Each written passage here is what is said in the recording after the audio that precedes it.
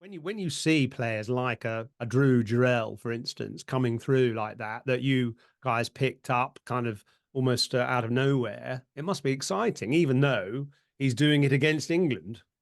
Yeah, look, it's hugely exciting. Whether it's Drew Jarrell, that, as you say, hadn't played first class cricket um, before he came to the Royals, and that so it's brilliant to see someone that has worked so hard at our academy in Nagpur sort of leapfrog many others straight into the Indian Test side, but not just do it, but also, I thought he looked completely at ease and, looked like he'd been there for years. It's great to see that. But on the England side, you've got, Ollie Pope and Shoaib Bashir, who've both spent time at the Royals Academy down in Cobham.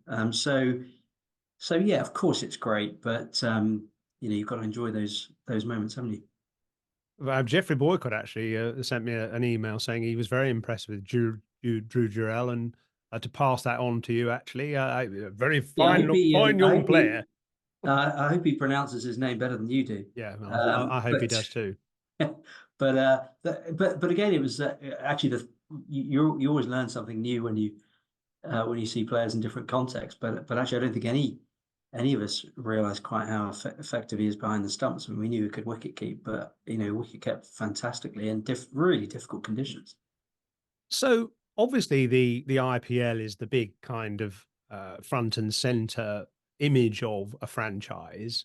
But tell us a bit about what goes on behind the scenes, because we've seen players emerging in this India England series, for instance, the likes of Jai as well, the likes of Bashir, who have been working in Rajasthan Royals academies around the place. So what goes on behind the scenes. I've heard a message this week from Zubin, your director of cricket, saying that Jarrell actually spent 4 hours practicing the day or two before the test match at the high performance centre, Royals High Performance Centre. So there's a lot kind of infrastructure there that which people don't see. Do you think that is, in a way, how you put back into the game?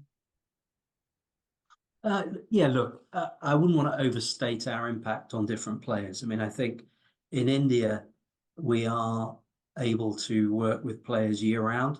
The centre we've got in Nagpur is something we've invested in for many, many years. It's very well located and it's easy for players all over India to get to. And so for players like Jarrell, players like, Rahane, Samson, it's been a really important part of their development. I think what we've tried to do with the academies overseas, as you correctly say, is sort of put back into cricket a little bit. And I think, our academies overseas are very much supplementary places for young players to go, in addition to the county infrastructure that they might be a part of, or a club infrastructure that they might be a part of. It's not just a sort of altruistic, let's put something back into the game. I mean, there is I remember when Zubin, who's just to get his title right, sort of director of our sort of high performance activity. I remember Zubin has talked for years about the need for us to look at how we teach cricket and to change the way we teach cricket.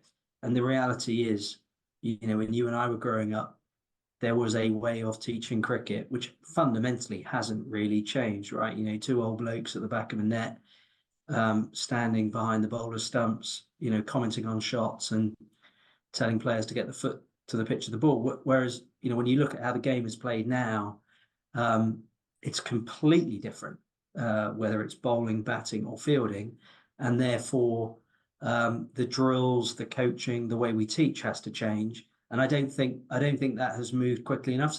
So now the motivation for us has been, as you know, because you've contributed to it, but to create a different way of teaching young players how to play the game, to make it more exciting, to make it more inclusive, but also to really focus on the skills that you need to play the short form of the game, which are different to the skills you need to play all formats. But I sort of feel that you partly accepted that, but I feel that what the Royals are doing in these academies and high performance centres is sort of, in a way, overcoming the disconnect between a county or a state pathway and the requirements at international level, because of the fact that coaching is a bit stereotyped. It feels like you're the polish in a way, polishing the raw diamond in these academies. I feel that's, and you know, if you listen to someone like Bashir talking about his experience at the Royals Academy at Leeds, that was his experience. I mean, he met Shane Warne there, and he was Mm. able to interact with someone. Well, you don't get that, do you? On a county pathway, you don't get access to those big star names who can have a lifetime influence on you. Yeah, I mean, look, there's a lot in there, but it's not for me to comment on, what's happening outside of the Royals, but it's, our focus on young talent development has served us incredibly well over the last 15 to 16 years. So we just get ever more committed to it. Our development of the international academies, of which we now have 7, and our ambition is to have closer to 50 around the world, is a great way of spreading the brand, engaging new players, and as you say, giving those players a chance to meet superstars. And it also, it's an important part of our culture, I think, as a franchise, where we expect the players to want to participate in the academies. And I remember the times that Warner used to go down to Cobham. He was never told to go to Cobham. It was something he wanted to do. Now he might have done it on the way to a golf game or something, but um, I think the best players all recognise that they too have a responsibility to put back. Actually, it links to your other passion in a way, Liverpool, because I was reading something the other day, Jamie Carragher writing about the Liverpool Academy and how when they select young players, they look for character almost more than they look for talent. You know, it's how they behave. It's things like Jurgen Klopp looks at what watches a young player wears or what car he drives, and apparently you're not allowed to drive anything more than a 1.3 litre car if you're a young academy player. He doesn't want them getting too much too soon. And I guess I sort of sense also with your selections of players, both in the draft and for the academy, that you have a look at character as a very important aspect of them. I think you've got to. I know the piece you're referring to, and I've not read it yet. I'm going to read it at the weekend, but the sort of comparison is an interesting one, because you're, particularly for these younger Indian players, when you do buy them in an auction or you do bring them into an IPL squad, let alone an IPL team, uh, these are life-changing moments, and many of those players are moving from, you know, literally no money to riches beyond their wildest dreams in the space of 24 months, or in the space, take a Shivam Dubé, who we paid quite a lot of money for in the auction. I mean, he hasn't played first class cricket. He's a young player that most, it's basically unknown really in India, other than for having attracted a high price at the auction. And that money that we pay him will transform not just his life, but his family's life. And that's a huge amount of pressure. That's a huge amount of pressure. So if you don't, what you definitely have to do as a franchise, I think, is think about those aspects as much as you think about the cricketing aspects. Ask yourself if you've got the infrastructure in place to help players through those sort of journeys. So when I look at the amount of time and the support we've tried to put in place for someone like Yash, who sort of had superstar written on him at the age of 18, Yeah, but yeah, to help Shazvi Jai him, as well. Yeah. yes, yeah, not to help him, not just with his cricket, but with his personal development, his life development, etc. We always talk about being fan centric and player centric. Well, those are easy words, but you've got to follow that up with actions. And to your point about judging character, I think it's a really interesting one, which is, I think we've done it and tried to do it, but I wouldn't say it's systematic, because unlike assessing strike rates, unlike assessing player performance, the data isn't really there. So you tend to do it, by taking references off coaches or references off players who've played with them.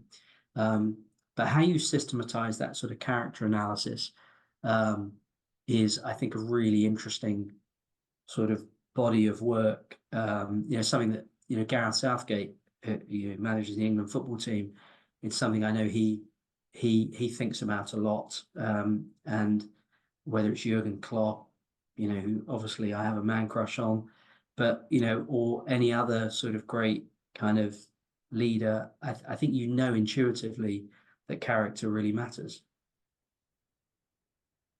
Now you own now a franchise in Barbados and also one in Paarl. Um, I have a comment here, but Mike Atherton wrote a piece about the IPL and the future of franchises and so on in the Times the other day. And one of the readers of that article wrote here, he applauded the book we've written together, incidentally. But he also says that talking about the support of, say, the South African T20 and the teams there, he says, excellent support from IPL franchises to help with the main partner, Supersport. But with that comes the risk of losing your identity as the franchises and their staff take over all aspects of the league's day-to-day operations and venues, leaving little room for the future development of local sporting admin or players, or not so much players, but more the infrastructure. So is there a danger? Is there a likelihood of IPL franchises having too much power in these Mm. foreign leagues? Look, it's a possibility, but I think you have to look at the challenge holistically, right? And objective number one, I think, for any international league is to get the best possible players playing. You get the best possible players playing, you attract the most crowds, you attract the most eyeballs, you create the best quality product. And so that if you agree with that, and if that's your focus, there's a reality which is the best players are going to be paid the most by and earn the most in the IPL, and therefore the IPL franchises are going to have the ability to encourage those players to play for their teams in other leagues. So, and you're going to have IPL franchisings seeking to subsidize the participation of those players to build that player franchise connect, as we have with, for example, for English fans, someone like a Joss Butler, or um, so that is if you like, an economic inevitability of the economic structure of the game and the IPL's dominance in those economics. That said, I do think you have a responsibility that if you are going to play in Paarl, play in Barbados, that you are doing your bit to develop local cricket and local coaches. And so in season one, most of our coaches, I'd have to think from memory, but I think all of our coaching staff were not just South African, but many of them were local to the Paarl region. Now, where we will bring overseas coaches, that's to ensure that the style of cricket or the approach to the way we play is consistent across different franchises. But I like to think that we are developing local coaches. In fact, we took 3 of the South African coaches to the IPL last year, and at least one of those coaches is going to become part of, the main structure in the IPL. So I think those opportunities are evolving. And as it relates to your earlier question about academies, we've been very careful to make sure we work with the local associations to build academies in the places that we play. And when you look at the trajectory of someone like an Obed McCoy, if we hadn't have been in the Caribbean Premier League, we wouldn't have seen an Obed. We wouldn't have taken an Obed initially as a net bowler to the IPL. And, you may or may not remember 2 years ago, he was playing in an IPL final in front of 135,000 people. So there is definitely a two-way aspect to this growth, but you can't, unfortunately, people don't always like to hear it, but the only way you make things sustainable is by going with the economic reality of what makes things sustainable. And it is the IPL franchises who are going to be spending the most money because they can on the biggest players. And so the other leagues, in my opinion, if they want the best players, should embrace that. And obviously, there's been quite a lot of stories, in the last couple of years about IPL franchises buying teams abroad. How much collaboration, integration, interaction is there between franchises for the sort of wider good? Is there much actual collaboration between IPL franchises or a charter to sort of say that, we want to look after the game in a whole, or is each one just left to their own devices? Yeah, I mean, my personal view on this is, not as much as there should be, is the sort of quick answer, in the sense that, there isn't anything formal. Clearly, there are many of us that have been in the tournament for 15 years who obviously know each other very well, and share uh, share conversations, and there are sort of informal gatherings. It's something that I know that the um, the BCCI are keen to foster. Um, I think I think the bigger cricket gets, the bigger the IPL gets, the bigger the benefits for everyone. So collaboration, I think, is a good thing. Um, but the truthful answer is it's pretty piecemeal. There are initiatives, particularly charitable initiatives, where the teams do work together. Nes Wadia from the Punjab Super Kings has pushed an initiative across the IPL to allow people who wouldn't otherwise be able to go to a game to go to a game, and that's something that all the franchises support. Whenever there's a charitable request from one franchise to another, it's generally supported, but it's pretty ad hoc. Gilza is the truth. And I mean, following on from that question, then, the cricket calendar, as we all know, is congested. There's talk of the IPL expanding. There's talk of Saudis coming, creating a league or investing in a league or whatever. How's this all going to play out, do you think? Well, you and I talked about this a lot when we put a new innings, our book together, and I think I think it is arguably the single most important issue for the administrators of the game to sort of grab hold of, is the scheduling. It doesn't sound like a particularly important task to schedule, but it's critical because there are only two assets in the game, the fans and the players. And if we don't protect those assets with schedules that make sense, particularly the players, you're going to force choices that didn't need to be forced, and you're going to create injuries that didn't need to happen. And um, we have got a schedule that's got too many leagues. I think there's an interesting question, because the reality is there's the IPL that's sort of massive, and And it then has its there's own sort of space in the calendar. right, and then there's a few, let's call them sort of larger potential leagues, and then there are some very minor leagues.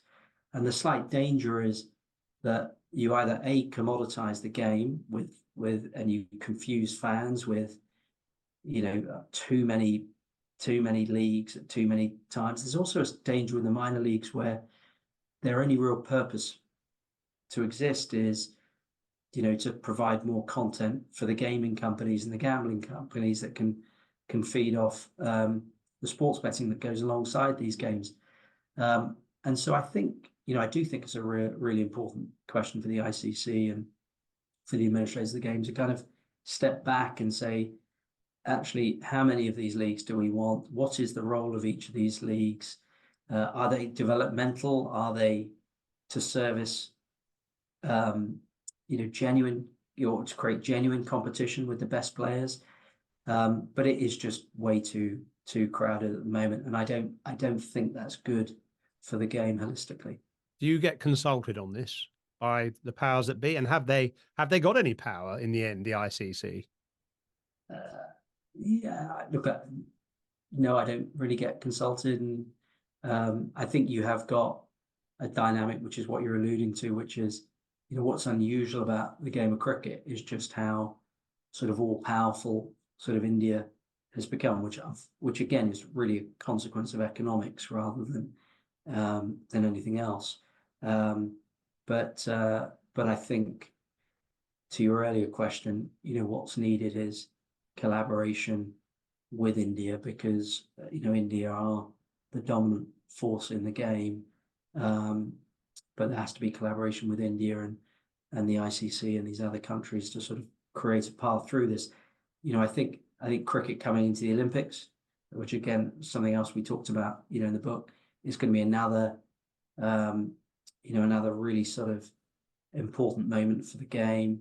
The World Cup being played in the US this summer, it's going to be a really interesting moment for the game. So there's real opportunities if we get it right, probably bigger opportunities than ever before for the associate nations, for the non-test playing nations to grow the game, for fans who haven't been able to access the game in important parts of the world like America to access the game.